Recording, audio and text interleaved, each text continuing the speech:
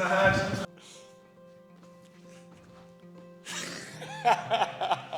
You can't look at us like that. Wait. My name's Connor Brown. I'm one of the head coaches at Newcastle Fighters. My name's Marianne Barrett and I'm one of the head coaches at Newcastle Fighters. In 2018 we were training at another gym that didn't want lads fighting or competing anymore, and that's all we were really bothered about. So there was a group of 6 who were that set up a gym basically just to train to fight and compete, because that's all we're really interested in, and then it just sort of organically grew from there. We just used to rent a room, a tiny little room in the back of this bloke's gym and train each other. Everybody just wanted to train and fight, and it just sort of grew from there. We then moved to a slightly bigger place and a few more people started training with us. And then we moved to a bigger place in Newcastle Town Centre and a lot more people started coming, and eventually that got too small. And that's how we've come to Wallsend, into this huge place. So we've grown from just a few friends training, fighting, to a huge gym with a lot of members. We offer sort of 3 training programs, and we coach 3 sports. So we do Thai boxing, kickboxing, and then we coach a bit of boxing as well.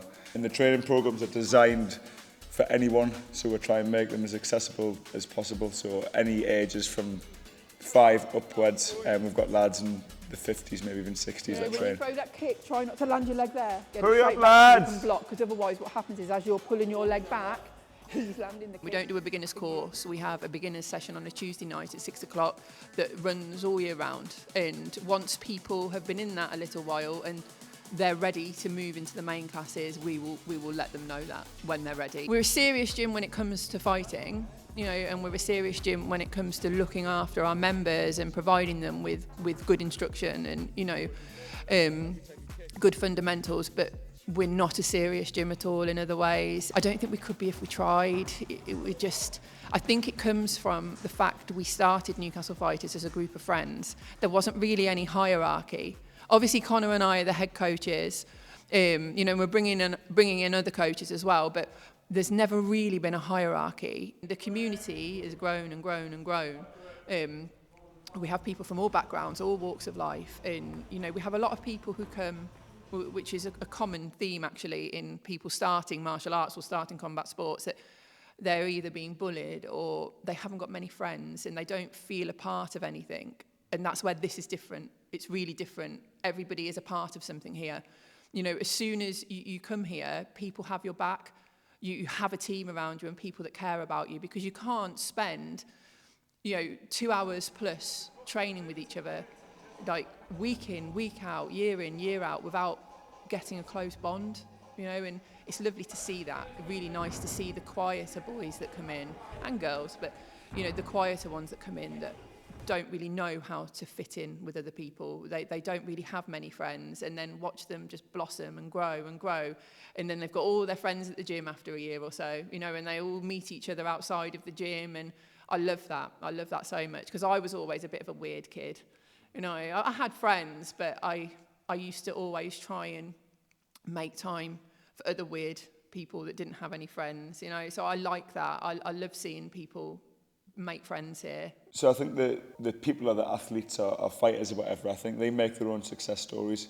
So like I was saying, we provide the right environment and the right community sort of atmosphere for them to train in. Like we deliver like a high level of coaching.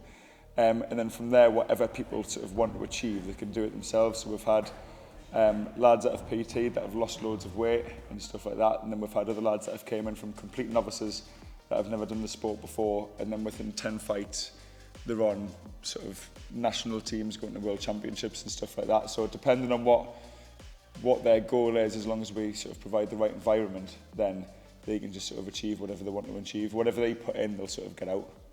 I think I'm going to use Reece Robson as an example, because I'm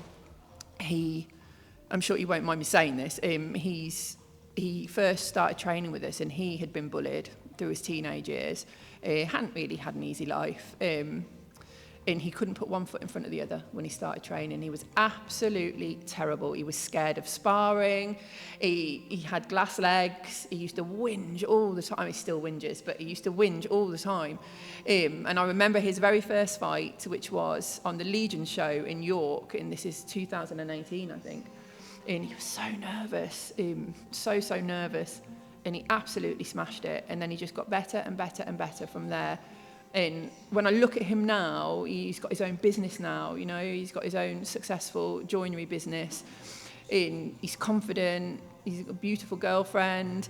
He's just completely different to what he was when he first came to train with us and came to the gym.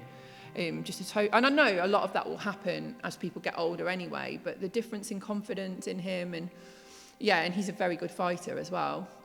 Very good, natural IQ, natural aggression, natural skill. Yeah, so I guess that's one success story, but there's been lots. You know, I could sit here all day and talk about the different people that have come here, and I've watched them change over the years, you know. I feel like you got nothing there, mate. I fumbled over my words a bit, but Maz is better.